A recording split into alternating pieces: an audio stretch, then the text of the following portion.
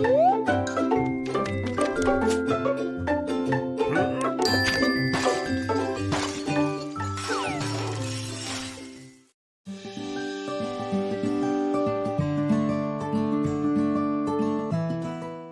there, I'm Ava, just your regular 16-year-old high school student.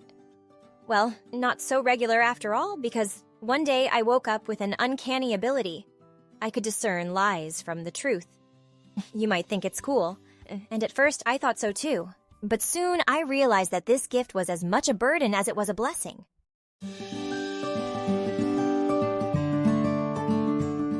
The first lie I caught was from my best friend Emily. Emily had always been my closest friend, like the peanut butter to my jelly. We knew each other inside out, or at least that's what I believed. So when Emily began to disappear mysteriously after school, I was naturally intrigued.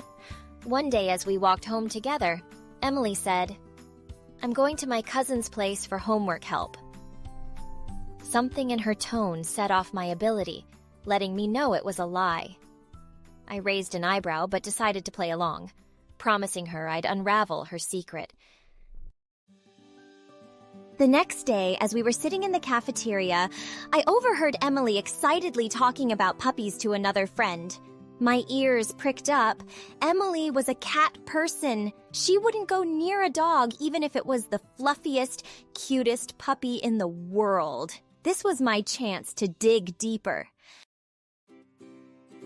During lunch break, I stealthily followed Emily like a secret agent on a mission. I saw her heading towards the old part of town, and I trailed behind, keeping a safe distance. And where did she end up? At the local animal shelter. I couldn't believe my eyes. Emily, the girl who would jump 3 feet into the air if a dog so much as barked in her direction, was volunteering at an animal shelter. I walked in, acting surprised, and found Emily surrounded by a gaggle of dogs, cats, and even a few bunnies. The sight was so absurd that I couldn't help but burst into laughter.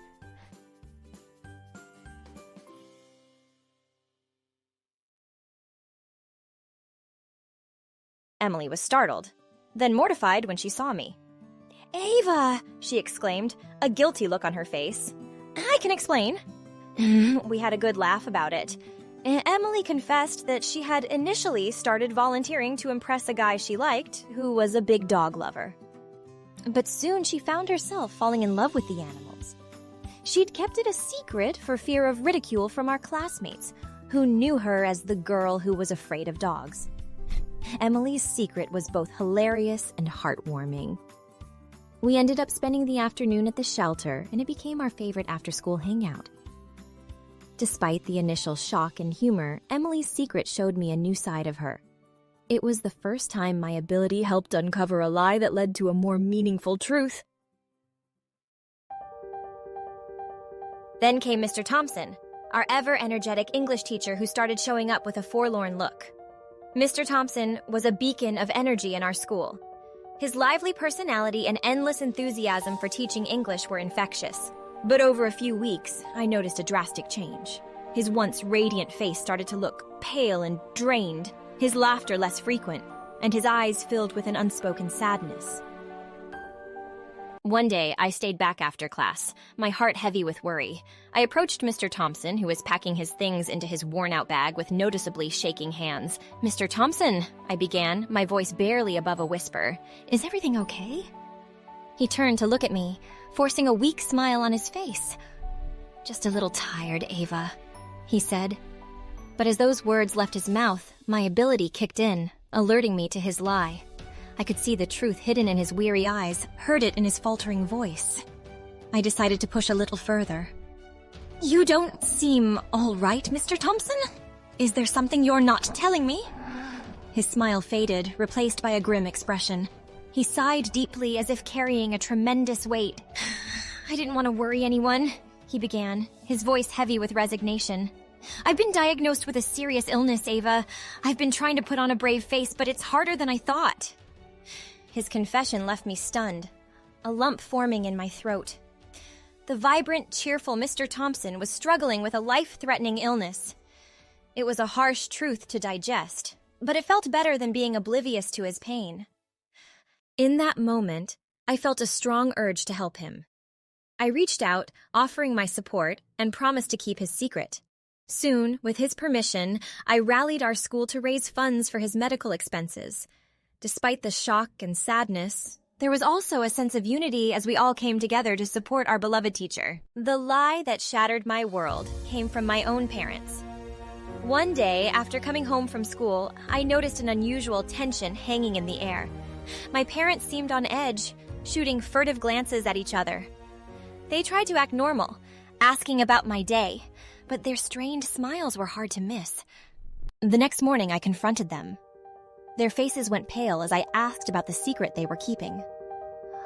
At first, they tried to dismiss it, weaving a tale about planning a surprise birthday party for me. But I knew better.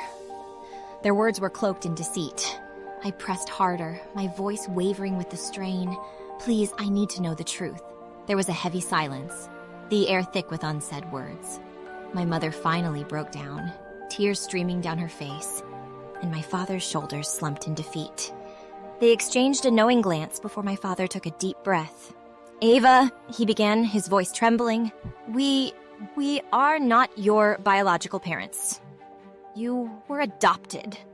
The world around me seemed to shatter into 1,000 pieces. I felt a rush of emotions, confusion, anger, betrayal, but an odd sense of relief that the truth was finally out. My entire life felt like a lie, my identity, a question. But at that moment, I knew that this truth, however painful, was better than living in the dark.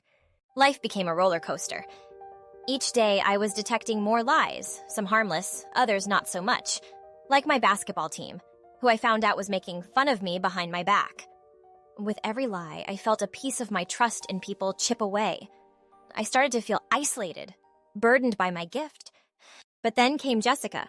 In our school, Jessica was a quiet girl, often on the fringes of the social circles. She was kind and gentle, but somehow that made her an easy target for people to pick on. One day, a valuable necklace went missing from the locker room, and everyone was quick to point fingers at Jessica. The necklace belonged to the school's most popular girl, who had a knack for creating drama. Jessica was in the locker room around the time the necklace disappeared, which made her the primary suspect. Despite her protestations of innocence, nobody believed her. Everyone except me. You see, Jessica had tearfully insisted I didn't take the necklace. And I knew she was telling the truth because of my unique ability. I decided to help Jessica. First, I tried to reason with the students and the school authorities, insisting Jessica was innocent. But without any proof, my pleas fell on deaf ears. I realized I needed to find the real culprit if I wanted to clear Jessica's name. So, I started my own little investigation. I began listening carefully to the conversations around school, tuning in to detect any lies related to the incident. Eventually, I overheard a group of girls whispering in hushed tones about the missing necklace. One of them, a notorious troublemaker, said nonchalantly, "I have no idea where the necklace went." My ability kicked in instantly, telling me she was lying. With this information, I approached the school authorities and suggested they search the girl's locker. They were skeptical at first, but after some persuasion, they agreed.